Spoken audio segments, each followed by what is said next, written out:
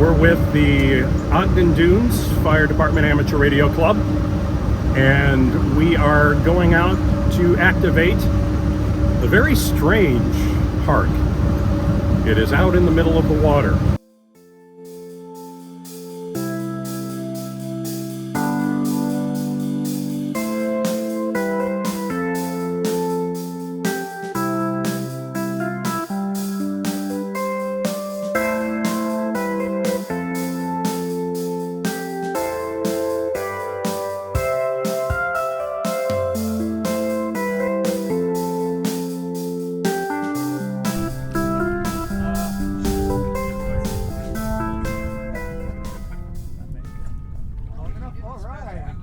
And then I can just, if we got to switch bands, I can cut it and do another.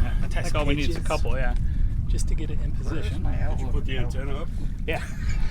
Oh, yeah. I'm supposed to do that. Travis, climb the pole, put the antenna on. Shimmy up there. Okay. Antenna's up. All right, so now have one radio, bar of signal. I'm going to set this back here on the corner. Radio will be next. You are the captain. David Zach. All right. I'm Eric Kurtz, KE9 AEB. Tommy Stessage, Kilo Echo 2 CCX. All right. Chris Latimer, November 9, Mike Romeo. Tophis, KD9 NSC. And you. Jack Albert, N9ITB. And I'm Paul Brown, WD9GCO. We're out here at a brand new park, and while it looks like a bunch of water, there's actually a shipwreck that has been labeled as an Indiana State Park. And so we are out here doing the very first activation of the J.D. Marshall. So we will be documenting this as we go.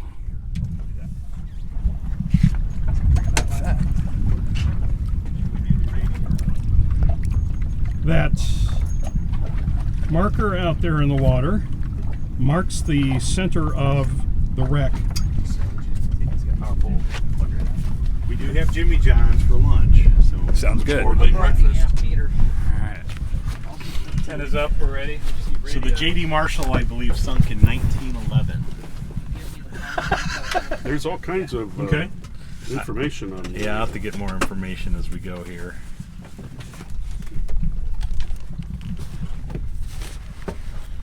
So I got a green light now. I charge everything. I'm supposed to throw those away when we get back. Green light grills. Come on up, come out. I can try to come in here.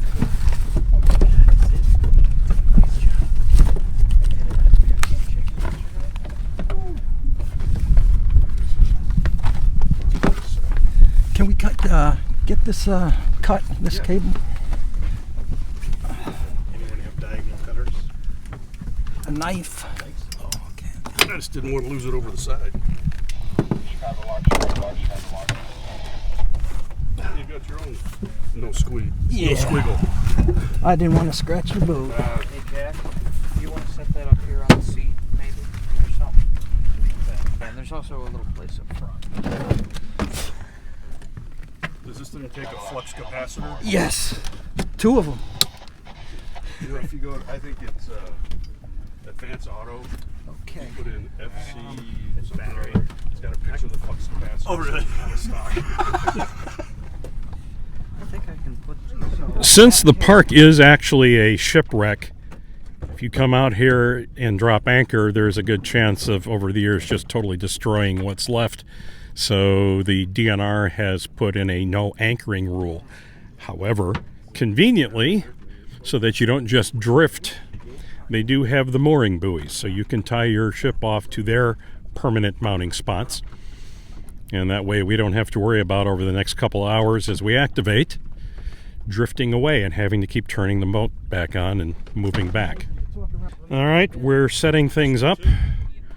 The antenna we're using is a hamstick dipole. In this case, it's on 20 meters up at the top of a painter's pole. Our radio is going to be Jack's FT857D POTA rig, which we're setting up right now.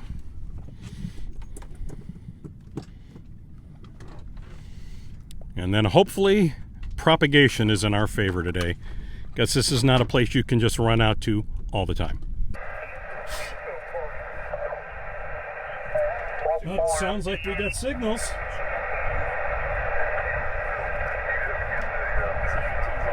Thanks for the call. Good luck.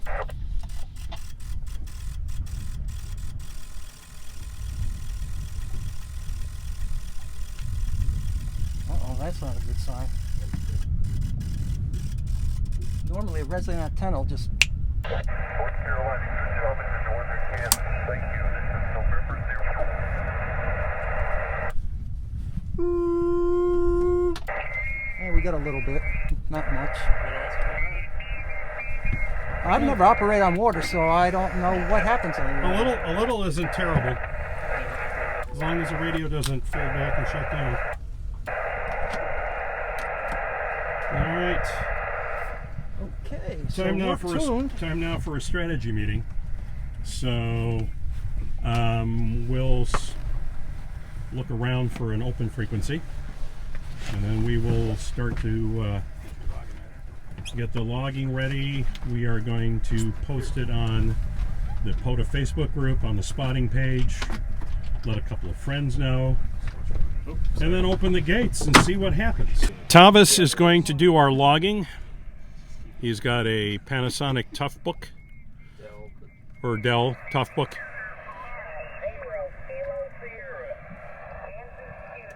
And then we're going to hand the mic around to all of us. Some are going to activate as the Ogden Dunes Amateur Radio Club. And then a couple of us are going to activate under our own call signs. We're going to give as many people a shot at this park as possible, because as we mentioned, it's not easy to get to. And also, as has been mentioned, you have to make sure you have everything with you, because you can't just run back to the car. It's it's about an hour from the marina out here to the park, and then it'll be an hour back when we're done. So it's not easily accessible. 59 Oklahoma. QSL got you 5-9 Southern Lake, Michigan at US-10256, the J.D. Marshall State Nature Preserve. Stand by for third operator. Parks on the air from US-10256 and standing by. Alpha India 5, Echo Mike. Alpha India, say again, please. Alpha India 5, Echo Mike. Alpha India 5, Echo Mike. Roger, Roger. Alpha India 5, Echo Mike. You are 5-9. Beautiful signal here on Lake Michigan, 600 yards offshore at a brand new park, and we have 2 more operators. Please stand by. Whiskey 1 Elta? Wow. Whiskey 1 Echo Delta X-Ray. This is WD9GCO. Whiskey Delta 9 Golf Charlie Oscar. You're 5x9 here from the park in the middle of Lake Michigan. QSL, Whiskey 9, Golf Charlie Oscar. You're also 5x7. Thanks, guys, and stay safe floating out there. 73s, have a good one. Thank you. That's Whiskey Delta 9. Whiskey Delta 9. Roger, roger. All right. Thank you very much. 73. Enjoy the day, and thanks for hunting. Okay, this is second operator. This is Kilo 9 Oscar Delta Foxtrot calling KW4 FM. Kilo Whiskey 4 Fox Michael. Just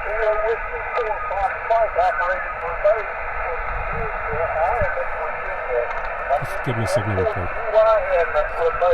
This is 5-7. I don't even pay attention. I can tell. I'm in Virginia, operating remote. Operating remote. All right, KW4 FM, we've got you 5-5 and passing you off to operator number 3.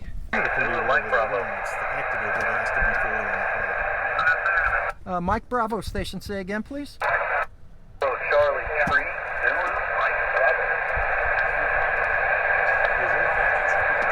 Okay, boy, I think I hit my button here. I have a Charlie 3 Zulu Mike Bravo. Kilo Charlie 3, Zulu Mike Bravo. Okay, got you that time. Kilo Charlie 3 Zulu Mike Bravo. You are 5-9 in the Park 10256. Roger, Roger that, you're a 5-6 in Pennsylvania. Kilo Charlie 3, Zulu Mike Bravo from Kilo 9, Oscar Delta Foxtrot. Foxtrot, you're also about a 5-6 in Pennsylvania. QSL 59 into 10256, stand by for third operator. Kilo Charlie 3, Zulu Mike Bravo. This is Whiskey Delta 9, Golf Charlie Oscar. 5x7 here into US-10256 in the middle of Lake Michigan. Roger that, Whiskey Delta 9, you're also Copy thing 73. Have a good day. We're done. We got about 113 contacts. We were afraid we might not get the 10 or 12 we really need, but then everything just went crazy. So it's around noon now. The conditions have kind of slowed down some, so we got more than enough. We're going to call it a day. So the crew is now packing everything up. Some of the crew is swimming. And there's another ship, another boat with some hams on it that just showed up. But we were successful. And now we get the speedboats going by and everything, which is creating a wake. And now we're trying to not drop stuff overboard as the boat rocks. We're also trying to not get seasick. So there's that. And if it keeps rocking like this, the one crew member that's overboard may not be able to get back on, so hopefully he can swim back to shore.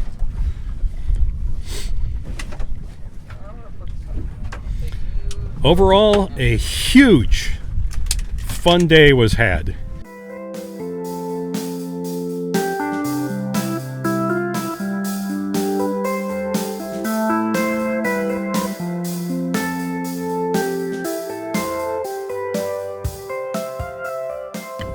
Done.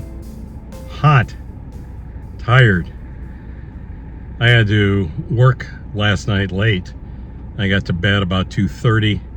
I had to get up at 6:30 in order to get ready and be out here at the marina in time for us to load the boat and head out to the lake. So I'm operating on less than enough sleep, which as you get older becomes a problem. But it was totally worth it. We couldn't have asked for better weather. It was not nearly as hot as it was predicted to be. The lake was like glass. There were no waves, except for, you know, when power boats would go by and leave a wake.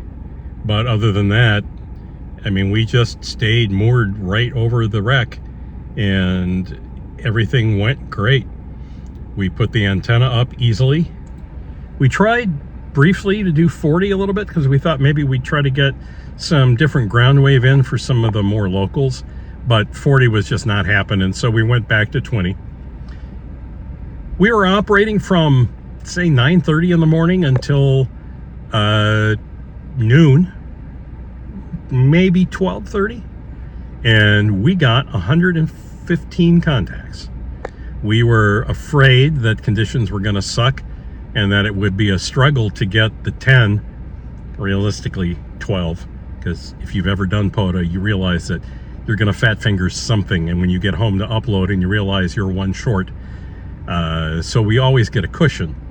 But it started to roll in and the pileup started to happen, and that was without us even really spotting ourselves during the activation. We mentioned it at the beginning that we were going to do it, and then it was, I guess, just organic. People were spotting us, they were hearing the pileup, and they just kept working. And eventually it started to slow down, so that's when we decided to call it a day.